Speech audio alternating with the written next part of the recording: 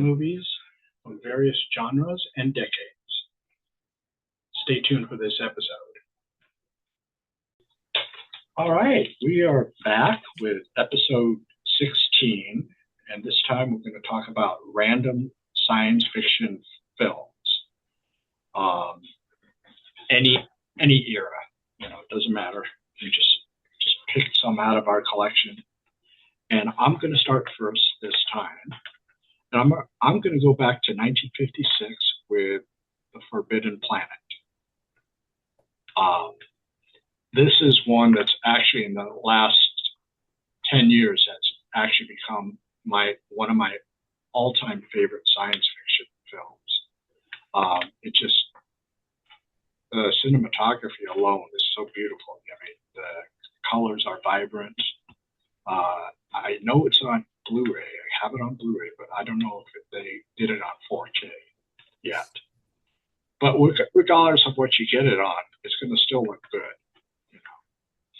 And it has Leslie Nielsen in a serious role. For those that only know him from his comedy movies, Airplane and Police Squad, So, like I said, this is and he was also in Creepshow. Yes. Serious role in Creepshow. Yeah, serious role. Probably one of his last serious roles, possibly. Yeah. But Forbidden Planet is just a classic 50s science fiction going to another planet, and there is some sort of an energy monster that was plaguing the settlers there. A lot of those themes, obviously, they echo later on, like in Alien, stuff like that. So Alien, all the stuff in the 70s and 80s kind of borrowed little bits from these classic 50s films. But I really like. I think Star Trek definitely borrowed from it. Yeah. It had a similar vibe at times. Mm-hmm. And to me, it's easy to say, well, the ship itself, that saucer-looking ship, to me, it's not exactly a saucer. And if you look at like the top side of it and everything, it really looks so much like the saucer section of the original Enterprise. I swear they must have looked at that and said, hey, let's do something with that. Right. And of course, it has Robbie the robot. Right. I think that he's probably not my number one robot. I like that guy. And it was a variation of him in Lost in Space, or was that a different robot? It's a different robot, I think. Yeah, but Robbie showed up in a lot of things. Yeah, I think Robbie was. Robbie showed up in a lot of things. I don't remember what else, but that robot was used in a lot of things. Yeah, and so it's a fun watch. I mean, and if you really love science fiction, I think you'll fall in love with it. And definitely have to have it in your collection. And a lot of I love how a lot of the special effects were done by one of the animators from Disney who did Fantasia, and you can sort of see it in the way the animation looks. Right. It's pretty cool. And then, of course, the backdrop done matte painting. This is pre-CGI, so.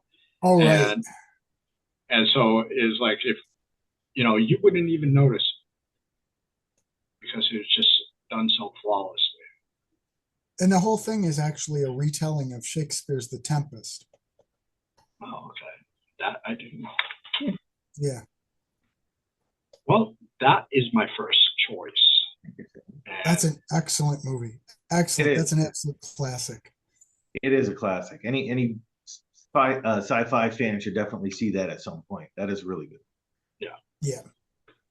All right. I think I'll let Gary go next. Okay. I'm going to start a few years after yours. Children of the Damned from 1963, which is a British film. It is a much lower budget movie, but it's still, not cheapo movie, black and white. And the premise of the movie is that there's this little village in England, and one day it's just a normal day, and all of a sudden everybody just falls asleep, and there's like a force field around the city, around the village.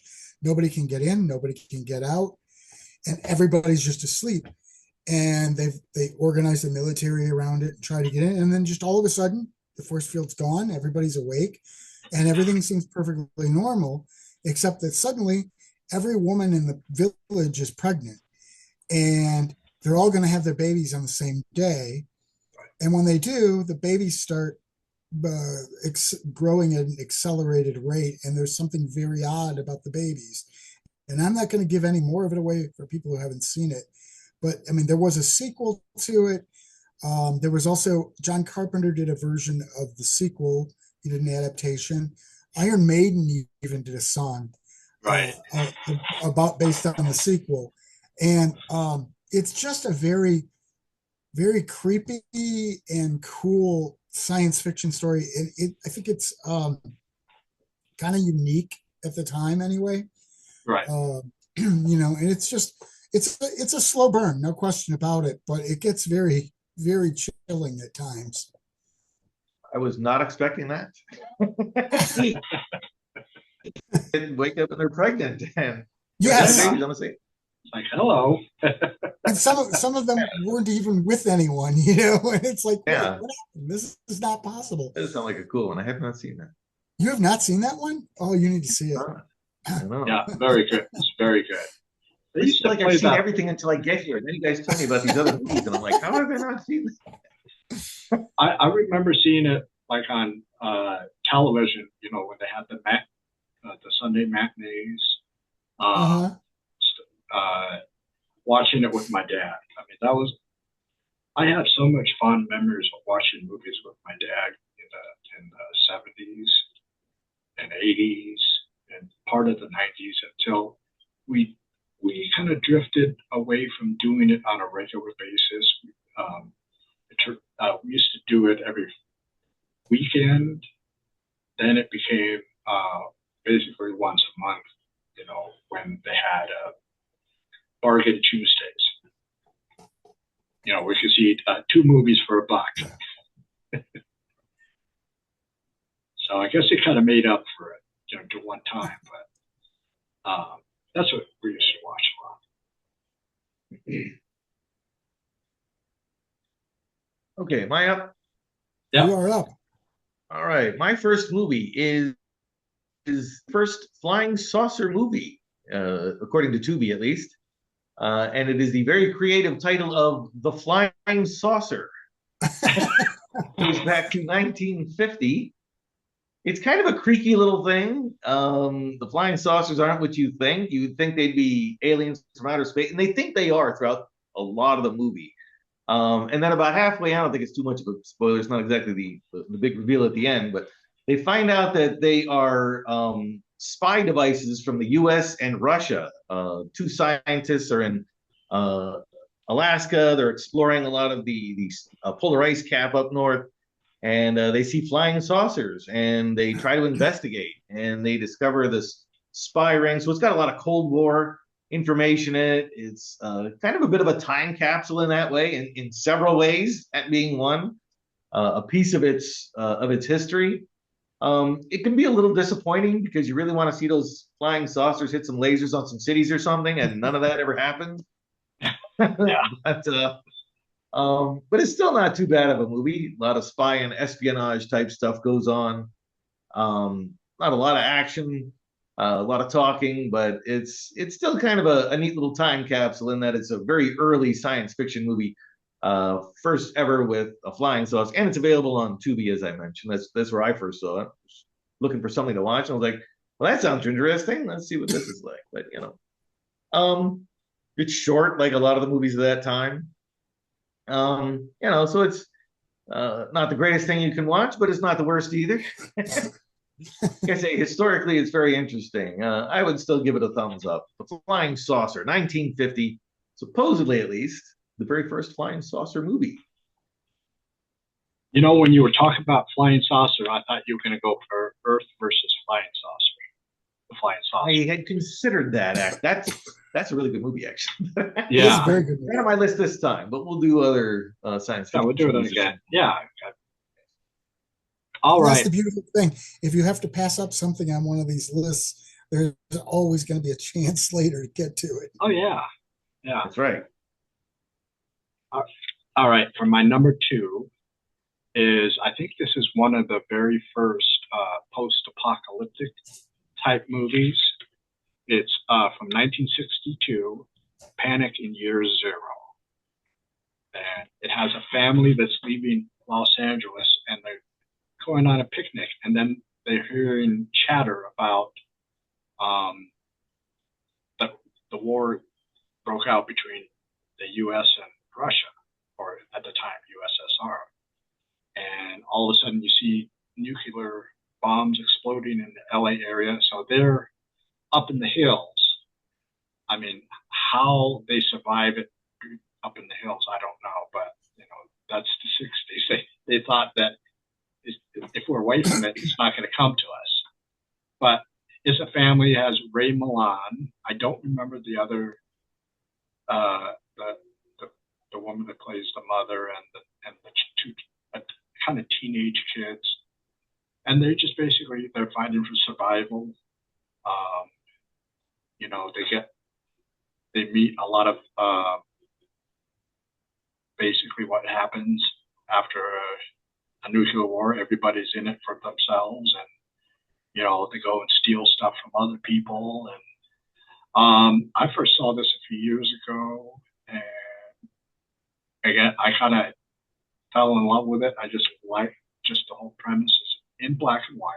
So, and there's not that many sets. You see the car driving. You see, you know, some areas that they're at, and they have maybe little pictures of Los Angeles, and they probably use like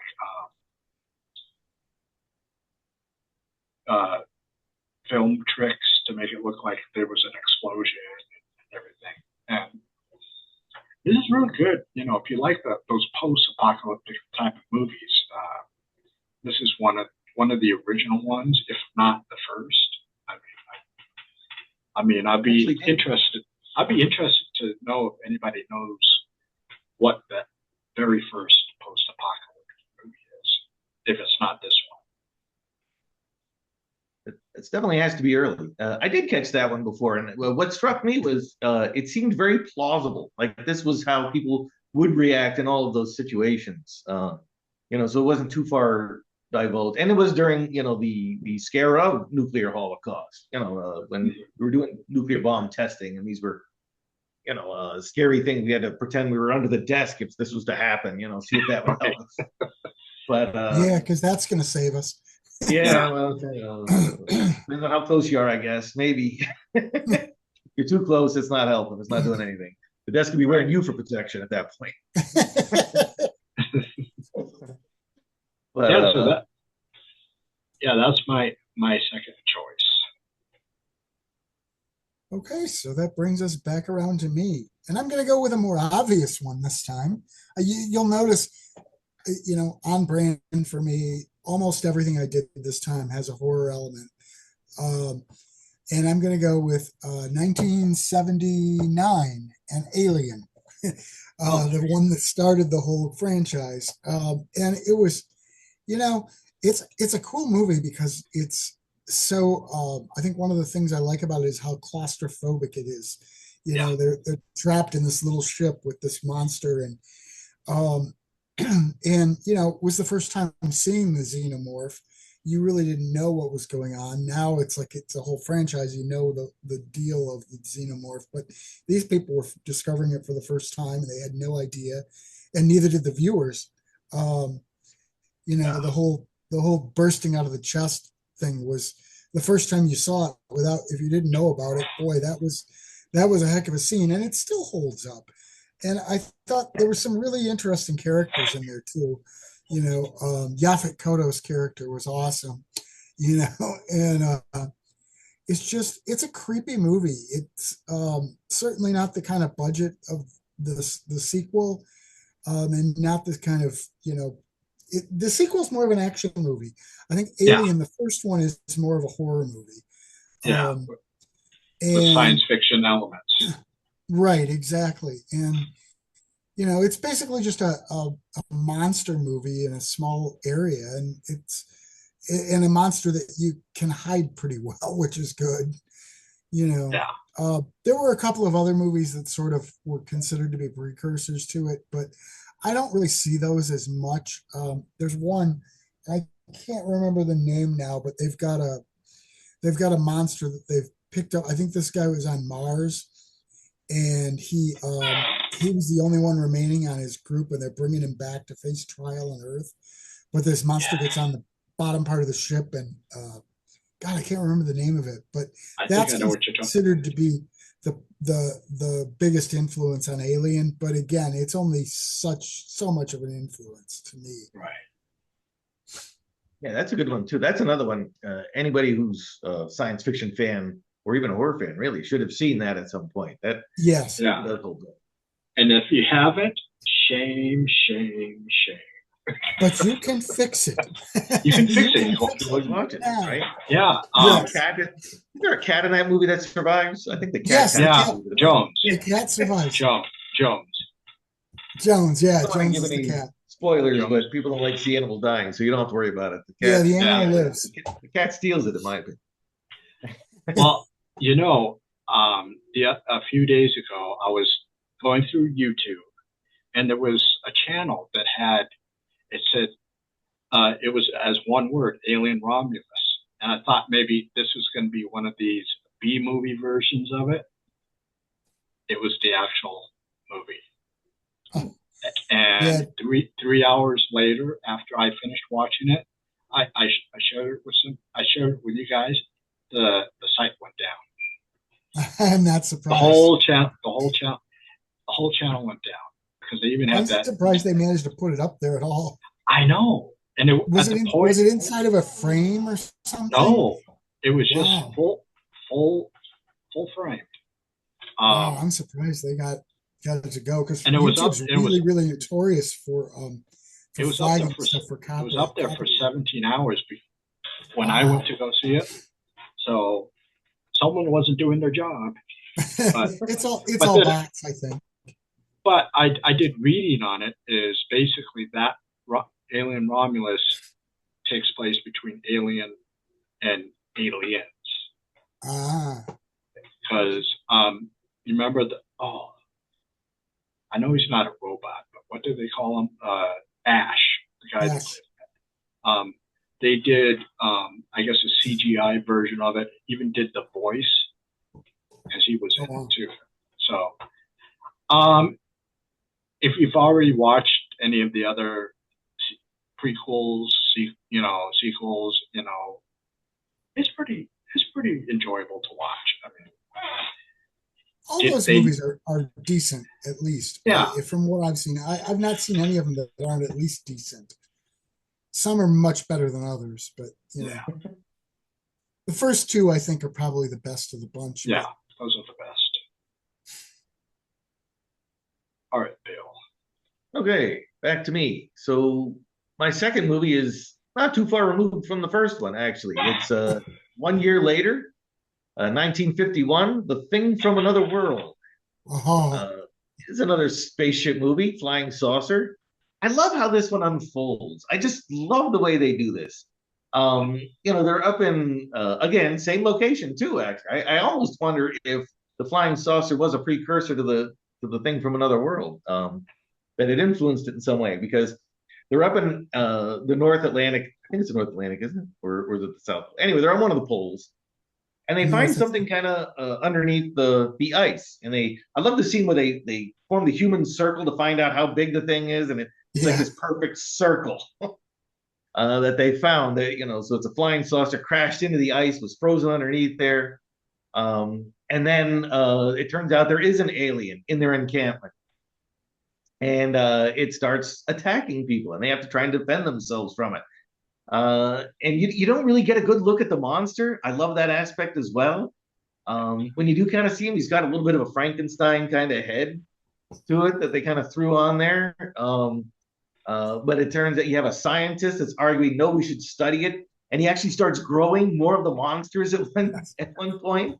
And, the other people are part of the military and like, no, you can't do that. You got to shut that. We can't do that. So there's that military versus science aspect to it. Kind of also lends itself into the atomic bomb, right? It was a scientific thing, becomes military. They kind of had heads for some of that stuff. And I don't know, I think, and it's directed by Howard Hawks, who was really an A-list movie director. He's kind of slumming it to do this movie, really. He did a lot of Cary Grant movies during in the day in his heyday, and it was really nice to see the B movie horror and science fiction of the time. It does combine that horror and science fiction to get that A-list director and that A-list treatment that sometimes I feel like it deserves and doesn't always get. It's one of my favorite horror movies. Some people that I show it to don't agree with me, however, but it is up there with one of my favorites anyway.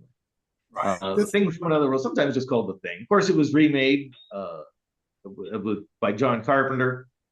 Okay, technically not though. Technically, everybody says it was a remake, but it wasn't. They're both based on the same source material. Yeah, I was going to say It that wasn't a remake. It might just be based on same source material because there was I think it's a novella, which I really need to hunt that down. I haven't. Yeah. I think it was called Who Goes There. Who goes there? Yeah, I've never read Who Goes There. Yeah, which I guess the Carpenter version is actually supposed to be closer, is what I've heard, but obviously the special effects that were necessary for that didn't exist when in the 50s. Right. Yeah. Not really. And one of the things that annoys me about the 50s version, and some people love this, and I will admit it's more like real life, but I guess one of the characteristics of that director is he will have lines of dialogue. People will be talking over each other, which is the way it goes in real life.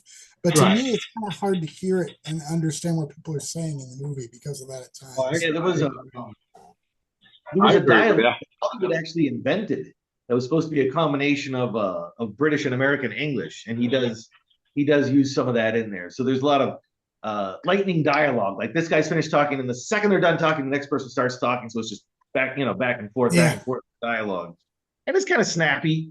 But it might take a little getting used to. But I watch a lot of old movies that do that anyway, so it doesn't really bother me. Might take a little getting used to though. Yes. The reporter character is annoying as hell too. Right. But I love the tension in this movie too when the monsters come, because they had like a Geiger counter or something attached, and it starts beeping, louder and louder as the monster gets closer, and it just builds a lot of great tension. So yes, there are some flaws. I can admit it. It's a little creepy at times. Maybe that's why Howard Hawks was working for RKO by that time. Maybe his time was already coming down a little bit, but actually, I think it's another classic though. It really is. It is. It's another one that you really should see at some point. Yes.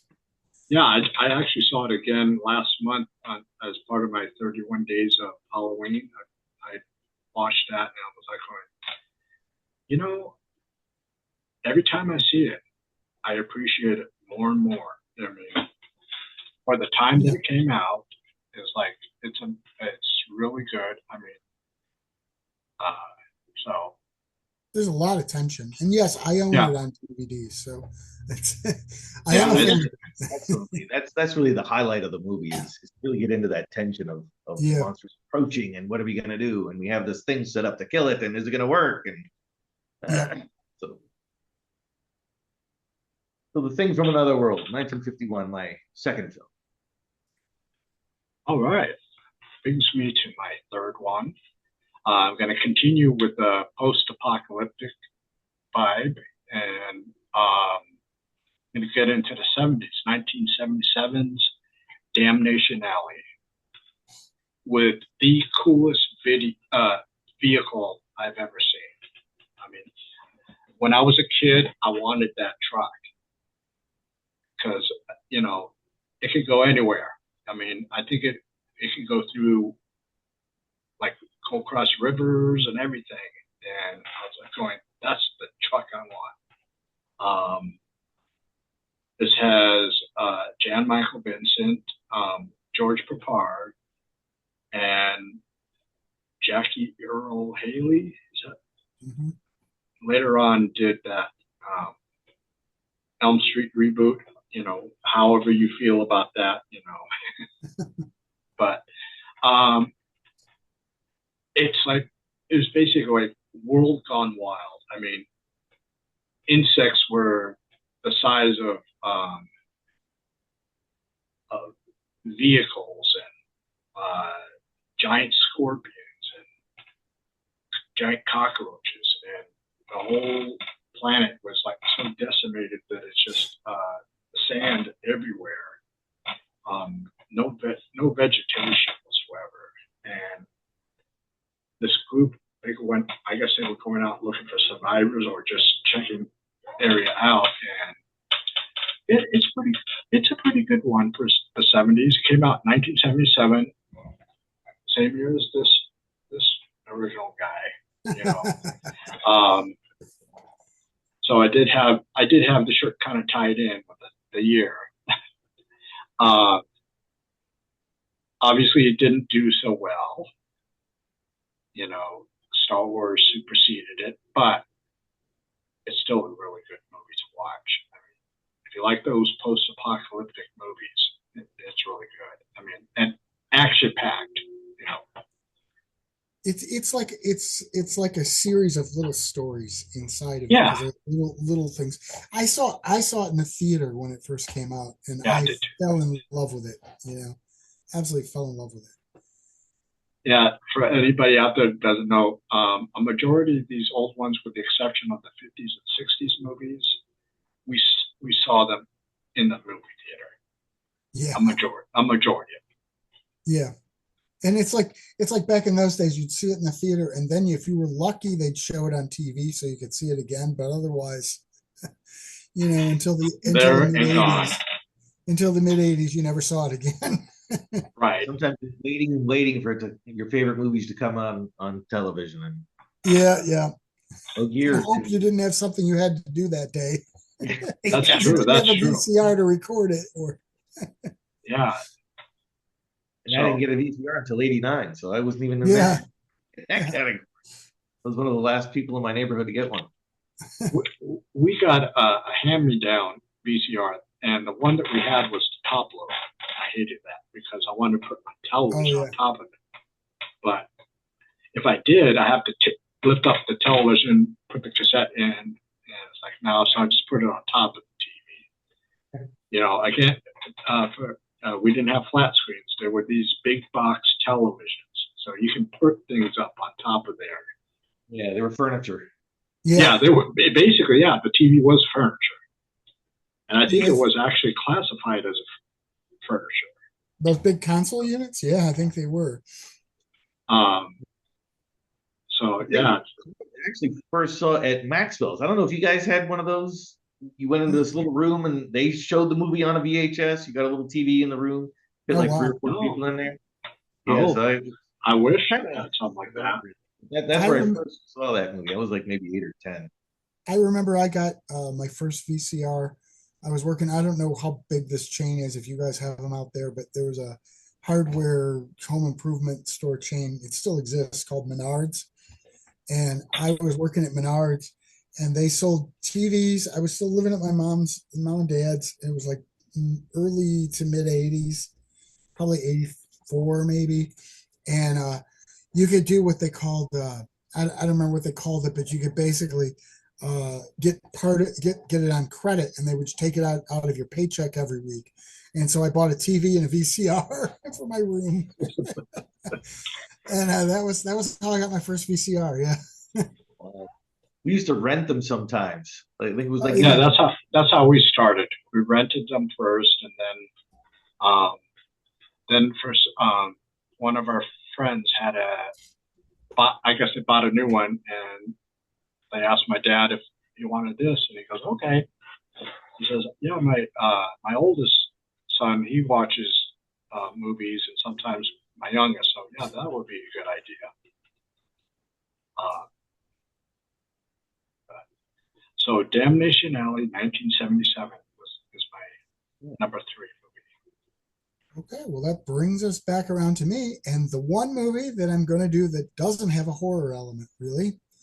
And it's you if you watch it, yeah, you can sit and watch this movie and you can get almost all the way through it and not realize it's a science fiction film the first time.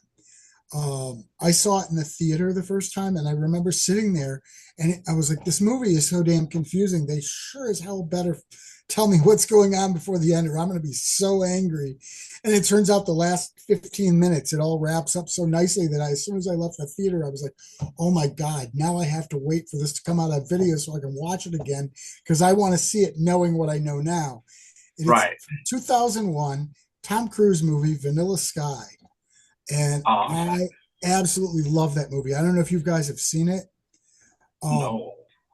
so Tom Cruise's character, he's had some kind of an accident and he's like deformed, and you just sort of go about his life, and everything's happening, and all this different stuff happens. But then it's sort of it's like all of a sudden reality's a little different, and things happen differently, and you don't understand why. And like I said, it gets very confusing because it keeps reinventing itself, sort of, and you're like, what on earth is going on here? And at the end, which I am not going to give away, what's actually happening is completely revealed, and it suddenly makes perfect sense. Now, it's actually based on a Spanish language movie, which I have heard is the superior version of it, but I've not seen that one. But I love Vanilla Sky, and I love how when you watch it the first time, you do seriously, you watch it again, and you see all the little stuff in there, and you're like, "Oh, I get it now. I didn't even notice that, but now I get it." Right. Yeah, I've seen that advertised. I never actually watched it. For me, with Tom Cruise, a lot of his movies are like hit and miss. Yeah, More miss than hit. I should say. I don't dislike Tom Cruise. I don't like him either. It's just sort of I like some of the movies he's in, Yeah. and he's actually really good in them. It's just I don't know. But I yeah, just that like Tom, but he does do some pretty good movies, I have to admit. There yeah. are Have some you out there seen that Vanilla Sky? I have not. It sounds a little bit like Sixth Sense, though. Is it something like that where you watch it the second time and it kind of makes sense better? Yes, but the twist is even more freaky. You Really? really, as I figured out Sixth Okay. Sense partway through, I did not figure this one out. No. When it suddenly happened, and it's like, oh my God, really? That's what's been going You on know, this whole time? sometimes that's kind of good because then you can watch it again and you'll get more clues. Right. Yes, You do you until see you more do figure. things. Yeah. Yeah. I'll definitely have to look for that. Yeah, I do have to admit, Tom Cruise does do some parts that are very good, and I just have to watch the movie. Oh yeah. So yeah, that's my third movie, and like that's a very atypical one for me. But it's actually, I'm nuts over. I don't know if we've ever talked about this on here, but I'm nuts over like the Marvel cinematic universe, and a Yeah. lot of my favorite movie slots these days are taken up by those. But once you get past the Marvel movies, I think that's probably my favorite movie that's not a Marvel movie because it's Right. just it messes with your mind so much, and they do it in such a great way that you never see it coming. That sounds good, actually. I like stuff that does that. All right, so my movie does not really mess with your mind very much at all. This That you know. I'm entertained. It's a kaiju movie. It's a little bit creaky, and I have two kaiju movies. They will be back to back on my list here. Frankenstein Conquers the World. The Toho universe tackles the Frankenstein franchise, and they do it in typical Toho fashion. They take the monster and they make him enormous. It's really kind of a fun kaiju movie, though. It's a little creaky. The special effects aren't the greatest, even by Toho standards of the 1960s, which are already kind of low. So just be on the lookout for that. But so the story opens up. Dr. Frankenstein is in his laboratory, and the Nazis come in. So Dr. Frankenstein is alive in the 1930s, and the Nazis break in and steal this chest that has this heart in it. And they go off, and that's the end of that. World War II ends, and then the heart somehow winds up with the Axis powers, because they were part of the Axis powers in Japan. So these scientists get a hold of it. They're kind of experimenting with it, and what they find is the heart grows a person. And he starts off as a little boy, but the little boy keeps growing and growing and growing exponentially. And what they discover is there's an accident. He's chained up one time, and he pulls his hand out. They say that, but the chains weren't broken. They look and they find the chains weren't broken, and they find that he tore his hand right off. The hand is crawling throughout the laboratory. You get that live hand creepy thing. It's much more a horror movie than it is science fiction, but it does still have those science fiction elements. So eventually, the Frankenstein monster gets so big he can't stay in the laboratory anymore, and he escapes. The scientists are his friends. They're trying to find him, bring him back. And in the meantime, because it's Toho, you just got to throw these kinds of curveballs in there. There's these earthquakes happening all over Japan, and the monster Baragon comes out of the earthquake. Cities are being attacked by giant monsters. They're blaming the Frankenstein monster, but the scientists discover no, it's this other monster, Baragon. He's actually pretty. And you know what? I have a Baragon action figure. I should have brought him down here for the show. I had a prop. I actually have a prop for the next movie I'll do, though, which is related to this. So of course the finish is they have to battle Frankenstein monster, and the Baragon have to battle to the death in the final scenes. It's really interesting to see Japan take on the Frankenstein monster and see what they would do to it. To them, monsters aren't human sized to them, because and people usually relate this to the atomic bomb. They were the only nationalized country to be attacked with an atomic bomb so far. They kind of associate that's why their monsters have to be big, right? Because atomic bombs wasn't just human invasions like what happened in Germany. It was these giant bombs going off on their lands. It's really kind of a cool movie. I really like it. I think it's also related to King Kong versus Godzilla, because the original vision for that was supposed to be King Kong versus Frankenstein. So Japan kind of liked this idea. Hey, what if we did do a Frankenstein? So a couple years later, they did a Frankenstein movie, because eventually Godzilla replaced Frankenstein, of course, in that movie. And that's one actually has a really good story to it that I'm going to have to tell on another episode, now that I think about it. But but anyway, it's Frankenstein conquers the world. Japan takes on the Frankenstein tale. I think it's a lot of fun. It sounds like it. I like those kind of movies. I throw a little kind of say it's science fiction. A friend of mine calls those types of movies, regardless of what the genre, empty calories. Yeah, that's basically what this is. Basically empty calories. I mean, if you really want to diagnose it, you probably could, but it's mostly it's just for fun. Fun. Monsters bust up little trinkets, little models. How much fun can that be? That's always a lot of fun. All right.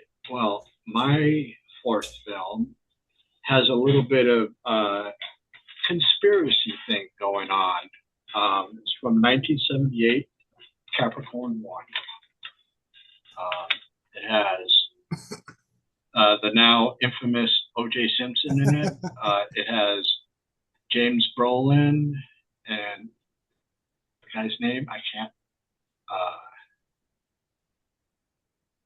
I forgot his name, but anyways, it's basically the astronauts were told that you're going to fake.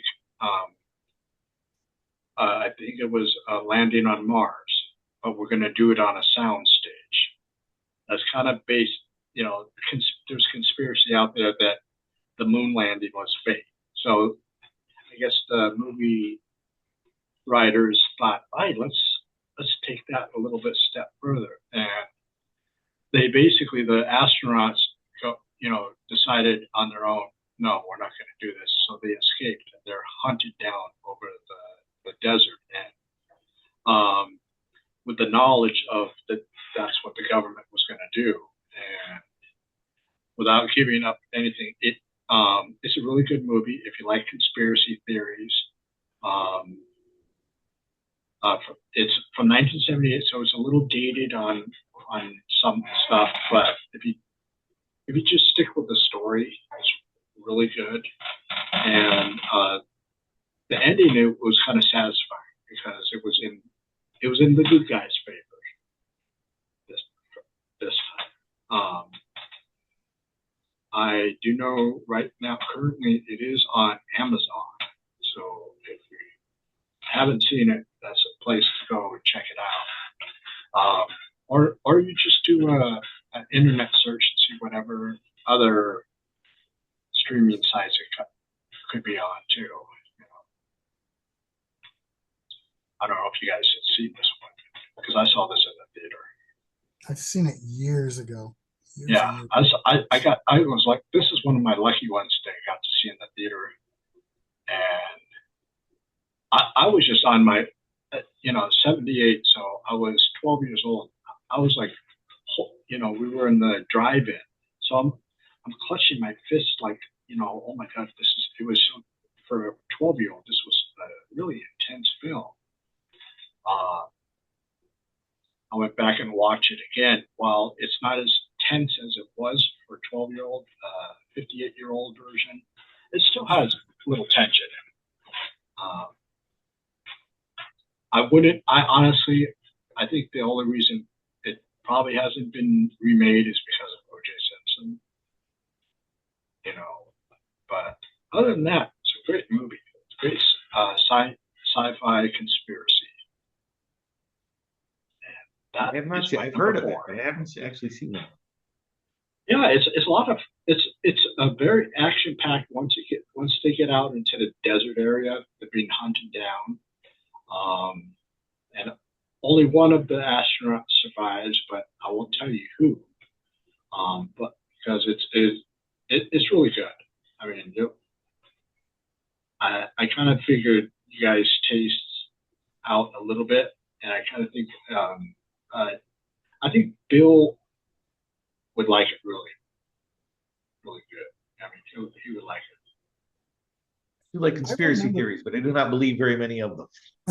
No, they're fun though. They're just fun stories. They are fun to follow. Yeah, I just listen to those things just for the story value. The storytelling. Not the content of the story, just the storytelling. Mm-hmm. But yeah, that's my number 4.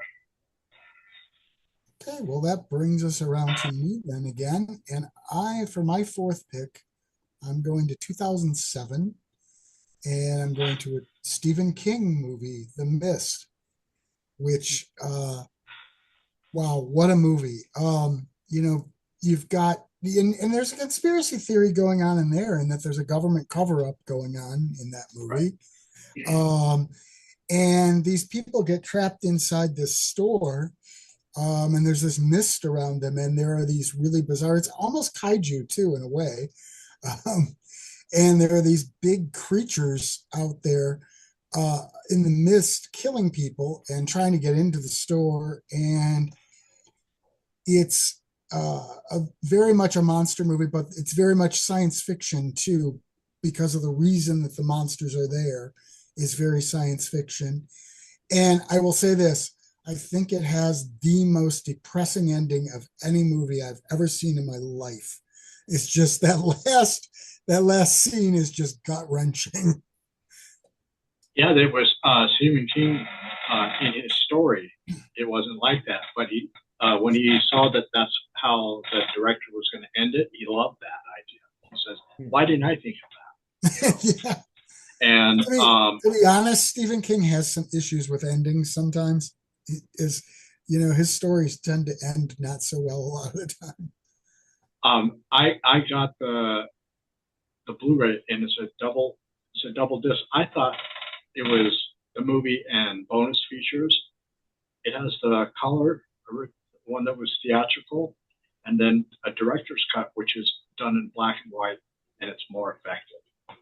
Oh yeah, and sometimes all those black and white seems more real in a way. Yeah, it's the shadows of the monsters. And yeah, one thing I kind of gathered from seeing some of the way the shapes of the monsters, for some reason it kind of had a Lovecraft vibe going. Oh yeah, it's very Lovecraftian. Absolutely, I 100% get that Lovecraft. I know they actually did a TV series. Yeah, I haven't seen that, but I know they did. It was on Netflix or something, right? I don't know. I think it was on one of the streaming services. Long time ago, so that was 2007. I think it was around 2009. Something. And I was looking on Amazon I was just gonna, if it was a decent price, I was gonna buy it, but they didn't have it. So, and I wish someone would put it up onto YouTube if they're not going to stream it anywhere. Put it up on YouTube so we could take a look at it, because they only got one season. Right. And I have the feeling that they probably didn't resolve it. Probably not. Because I think they said it was a follow-up. It was a follow-up to the movie. So I don't know. But for curiosity's sake, I would like to watch it. Be interesting to see. Yep, like you said, one of the most depressing endings. Gut-wrenching, like, that we'll leave it at that. If you hadn't seen it, rent it on any of the streaming sites, or do yourself a favor. It's only $10 to buy the Blu-ray. Yeah. So yeah, that's a good depressing ending sometimes. Yeah, if you need that depressing ending, Yes. Okay. Is that me again? That's right, Bill. Okay, so my next movie is the sequel to Frankenstein Conquers the World, or it's kind of a semi-sequel. It was supposed to be the sequel. In Japan, it was the sequel. And I have the t-shirt. Oh, yeah. Those Gargantuas. So I got to give a shout out to Seymour Snot, an indie league pro wrestler from North Carolina, wrestles for Goud. He sends me t-shirts once in a while. He sent me this one. That movie scared the living daylights out of a 7-year-old kid. Me. When I first saw that, I was so scared. I was looking for places to hide because I thought those things were going to be outside. That's how scary. I actually didn't catch this one until much later, when it was on American Movie Classics, probably the 90, 91, somewhere in there, maybe 92, somewhere in there. They used to show some horror movies on Saturday afternoons, and they had this one on. And actually, I said the first one, Frankenstein Conquers the World, is a little creaky. This is actually one of the more polished kaiju movies of any of them, really. The Godzilla's included. It's very, very well polished. The miniatures work a little bit better than they usually do. Generally, maybe is a low bar, but it's still better than the average. The special effects work a little bit better. In Japan, so the story behind it is, in Japan, this was the sequel for Frankenstein Conquers the World. Because remember, he lost his hand, and and he regrew another hand. Well, that hand could also regrow another monster. That was kind of the theory behind in the movie. So in the end, the monster was never found. And one of the pieces supposedly became another monster. So the two Frankenstein monsters actually wind up battling each other in the movie, which is why it's War of the Gargantuas. And you can see they do have the square heads of the Frankenstein monster, right? Right. So in Japan, I said Frankenstein Conquers the World came out in 1965. The Japanese version of War of the Gargantuas comes out the very next year in 1966. But for whatever reason, nobody seems to have a good answer to this. It doesn't come to the United States until 1970, 5 years later. People who brought it stateside said, nobody's going to remember Frankenstein Conquers the World. We're going to re-edit all the dialogue and remove any references to the original Frankenstein Conquers the World movie. And we're just going to make this its own separate thing. So the American version is not a sequel. But if you watch it, you can kind of see where it was going. Yeah. Really. You can still make it out pretty well. So it is a really good movie. There's a good monster and a bad monster. The green one's good. The brown one's kind of evil. Um, and Yeah. there's an American actor in both of them too. And I've always tried to figure out, was it supposed to be the same character or not? But they didn't look anything alike. It was Nick Adams in the No. original, blonde hair, and Russ Tamblyn in the new one. Yeah. I think it was supposed to be the same character, but Same character, yeah. I think It's so I too. don't know. maybe we look. It's like maybe we look alike to them. I don't know. Settle that. Because Russ Tamblyn and Nick Adams look nothing alike. But the I dialogue wish a little bit, I wish they would put that on Blu-ray. It's on yeah, DVD. they really should. It was a double feature with Rodan on Okay. DVD, and that is since out of print. So hopefully, Which is another great kaiju movie. One of the other best non Godzilla kaiju. Rodan's actually pretty early in the series. This is 1966 is kind of the height of that kaiju movement. It's the height of Yeah. Toho. It's really when Yeah. they were doing some of their best stuff. And I believe that's somewhere around the same time as Destroy All Monsters, Son of Godzilla. If you're looking at the Godzilla franchises. And like I said, aesthetically, it's a little bit more polished than some of those, than a lot of the others. Stuff that comes before it and after. It's really at the peak of quality, at least. Which again, is kind of a low bar, but it had to be a peak in there somewhere. Yeah. Like I said, when I first watched it around 1973, even with my dad next to me, the thing it scared me. And at night, I was just thinking about, can that monster be outside of my window? It was more, for some reason, it was more plausible that that monster was out there as opposed to Godzilla. I thought that, I guess because when you really look at those the gargantuas, they look like even the good one looks evil. They both they look giant. They look monstrous. They're kind of like Bigfoots. They look like they could exist a little bit more than a Godzilla could exist, at least. Yeah, and it scared me. And it's like I've been wanting to. Hopefully now with the kind of the resurgence of Toho, maybe they'll go back into their catalog and release some of these movies onto Blu-ray. Because there's enough of us out there that like these kaiju movies that rather than getting some bootleg copy of it where it could be a copy of a copy. Right. Nice to get something pristine. But that's a good one. I had a feeling when you told me you had a two-parter that was kaiju. I had a feeling that was what it's going to be. Yeah. And I think you might have talked about more of the gargantuas at some point too on another episode. Yeah, I mentioned that, so maybe I triggered you. But well, I don't know. I wanted to do Frankenstein Conquers the World, and I was like, you really got to do the sequel too. They really do go together. They should be watched together. They should be a double feature with each other. Really would be good. Maybe even throw out that Japanese language version so we can see the true sequel version of it too. With subtitles or something, so we can judge for ourselves how much of a sequel this thing is. Exactly. All right. Well, for my final pick, we're going into the 80s. Not too far into the 80s. 1980, the final countdown. This is USS Nimitz. They're out in sea and have some disturbance going on, and they go through and they wind up just before Pearl Harbor. And it always has that question, what would you do? Would you change history? And at first they weren't going to. But then Kirk Douglas, who plays the captain or the admiral of the ship, said, we have an obligation to the United States Navy. Even though we're out of time, we still have an obligation to them.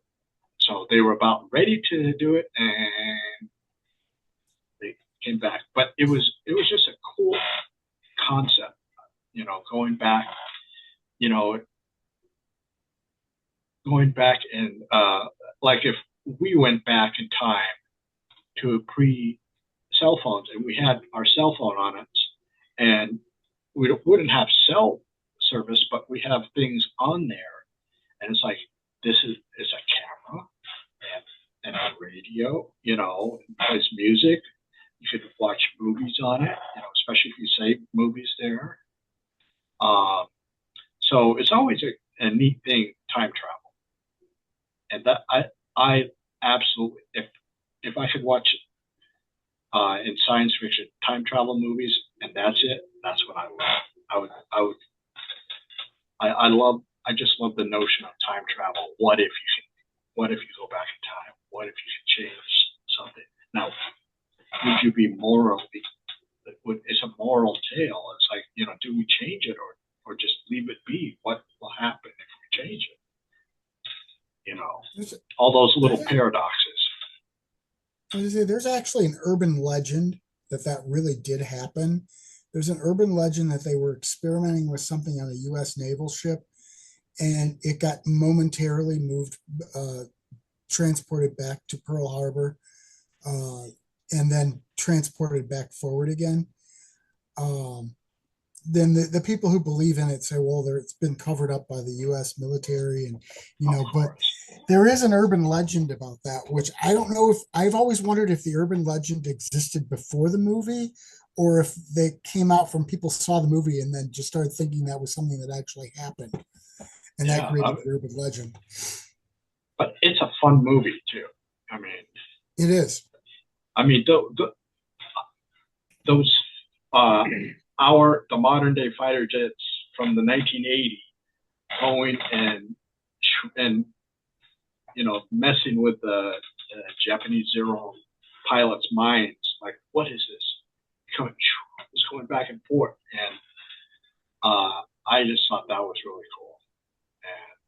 And I've heard the urban legend. Vaguely kind of remember. And it's a fun movie. So if you like time travel movies with action involved in it, it's got a good share of action. And it has, besides Kirk Douglas, it has Charles Durning. What is the actress? Catherine. Oh, I can't think of her name, but she was a partner of what's his.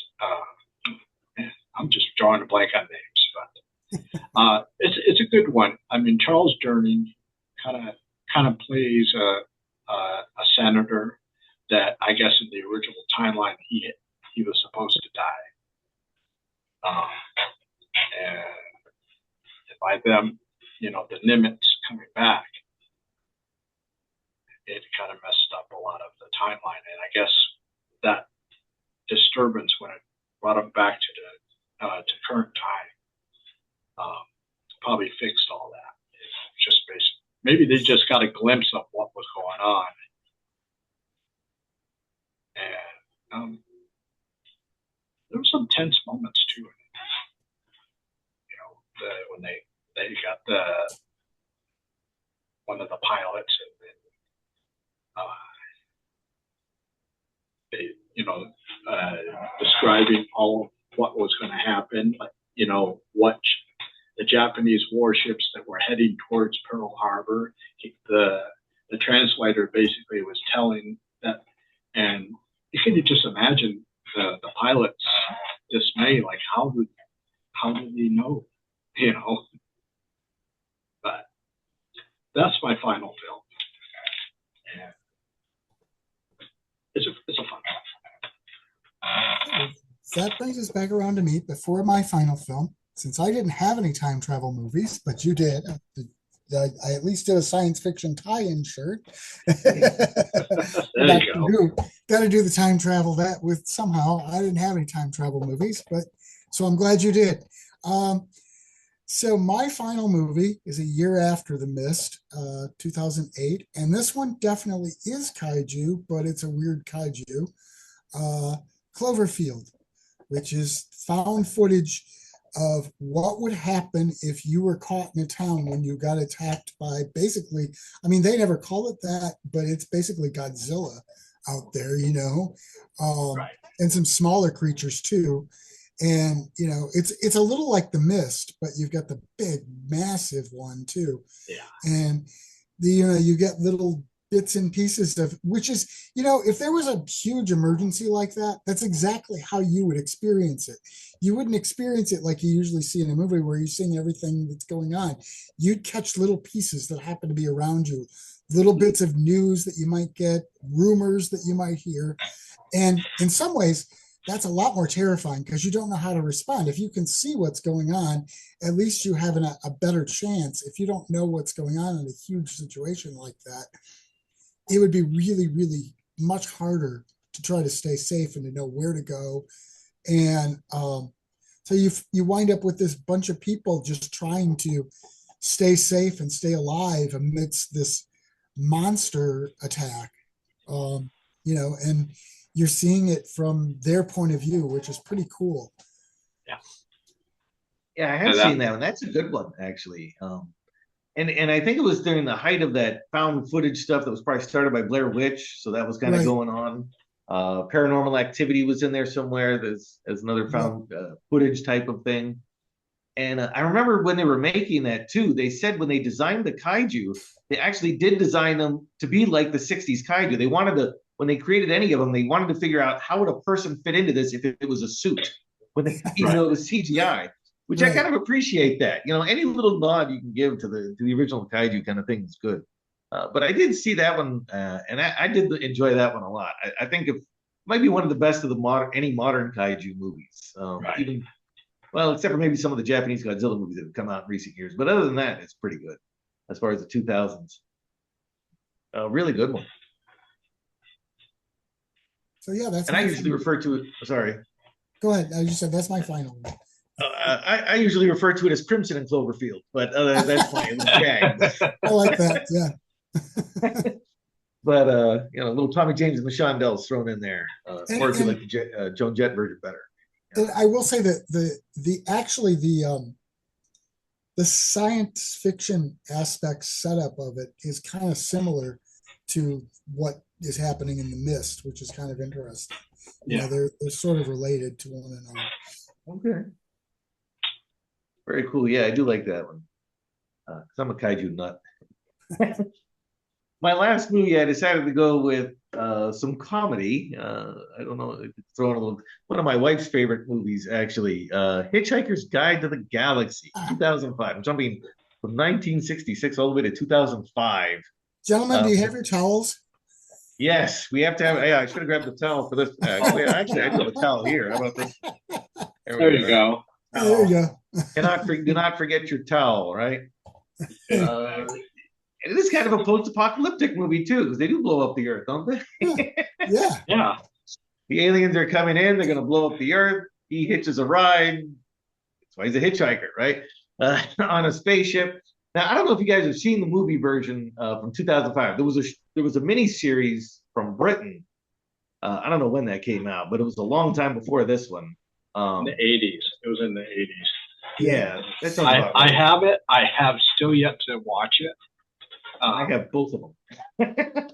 I gotta watch They are good. In some ways, that one is a little bit better. It's closer to the story of it. The special effects, however, are a bit better in this newer one.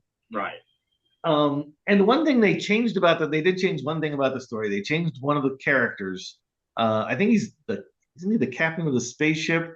They patterned him after the then President George W. Bush. I mean, kind of this goofy kind of a leader kind of a thing. They changed his character a bit, which kind of, in a way, it kind of dates it. It was kind of funny at the time, but it kind of dates it. But I don't know. Right. Anyway,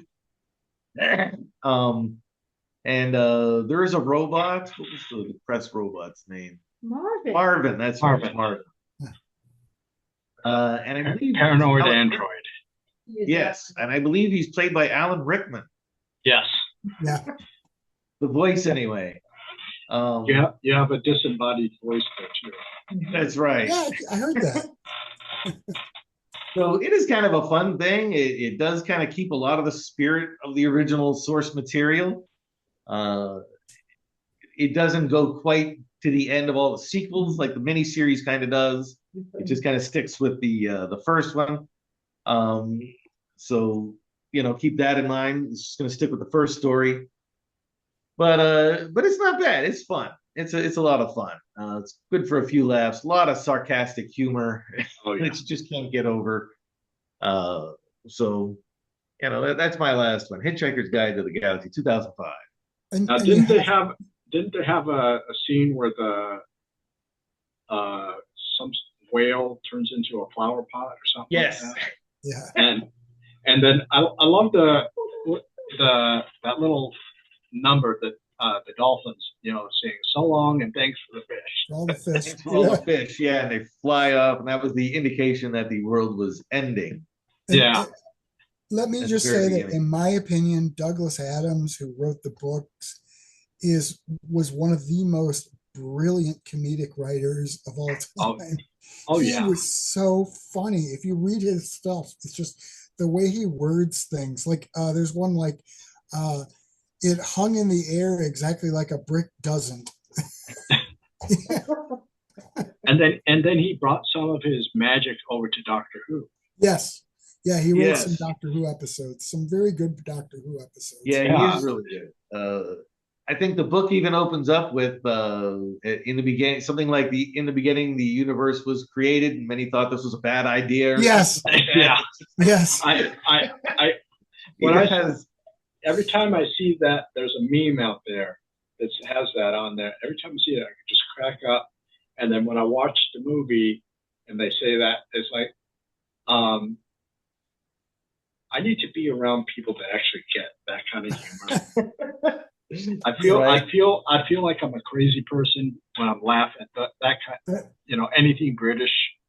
I feel like I'm the only one that's getting like an inside joke thing because I laugh at these kind of things and just the absurdity of it all. sometimes you just have to put it out there and let it hang and people those who know they know, those who don't know. So, Leave them behind.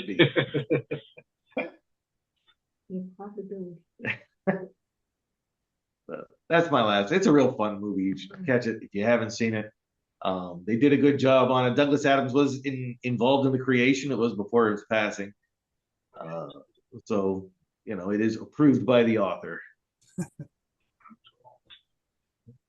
Well, we did it again. 15 new. Actually, there's a movie called Oops Apocalypse or something like that. Well, I was thinking, oops, we did it again, but Yeah. Yeah. Well, we got 15 movies for people. I mean, different. Right. Everybody has something different. So if you haven't seen any of these things, go out and find them. And if you have seen them, go watch them again. You mentioned time travel, and I'm looking at my list, and I have crossed off. I originally had the Time Machine on there, the 1960 Time Machine. Oh yeah, that's a classic. It's in my original list, but I crossed it off because I was trying to make room for other movies. So I almost did a time travel movie myself. That'll be on another episode. I love that movie. Yeah.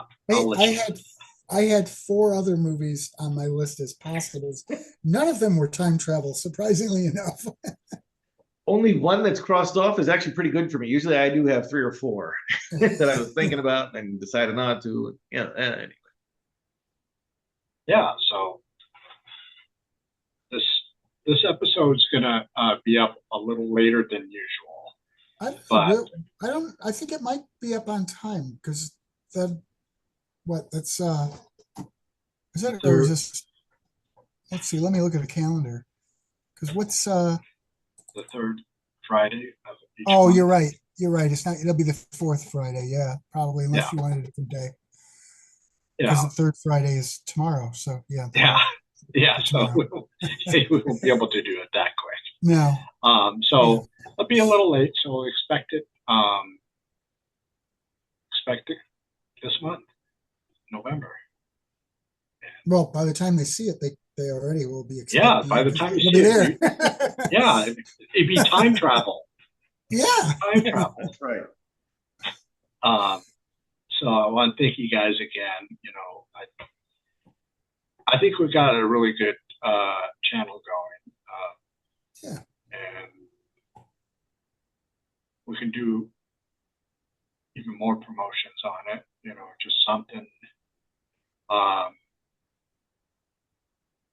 I have ideas, but we'll just leave it at that, so the audience doesn't get to know just yet. But I will say this to the people watching: leave comments. You know, Yes, please. I always say on my channel, you know what? Interact with it. Like our Yeah. videos, share them, comment on them, Have you and by all seen any means, of them? subscribe to the channel. Yeah, please subscribe. You know, I'd Yes, like to please get our do. numbers up there. You know, so at least we know that we're affecting a couple people.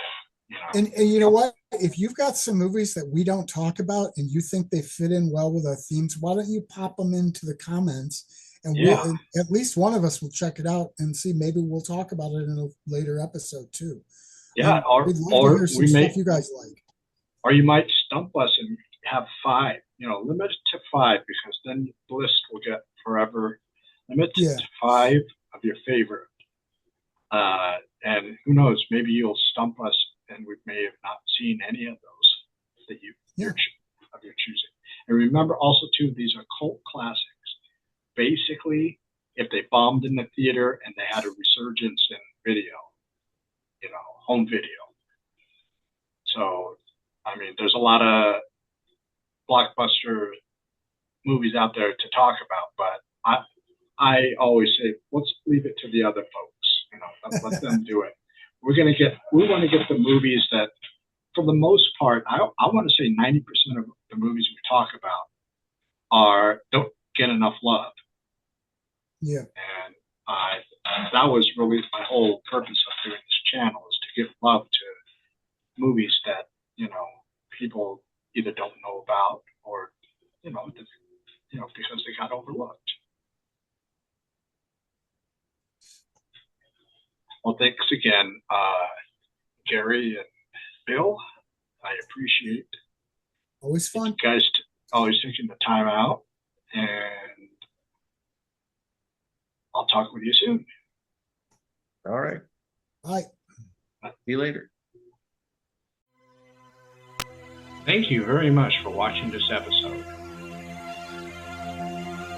and stay tuned for the next one.